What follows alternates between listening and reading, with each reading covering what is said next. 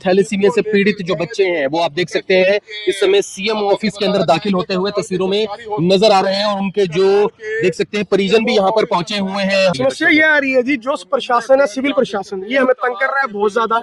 ये कहता है आज ये गाइडलाइंस आ गई है, कल ये गाइडलाइंस आ गई है, पहले ये टेस्ट करा के आओ तब ब्लड देंगे, वरना नहीं देंगे।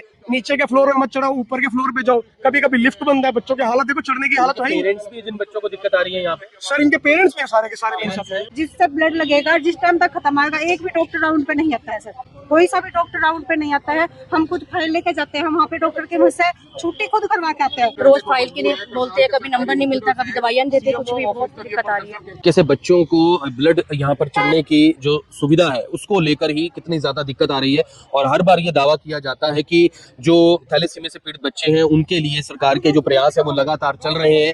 अब जो प्रयास चल रहे हैं वो कहीं ना कहीं तस्वीरों में आप देख ही पा रहे हैं।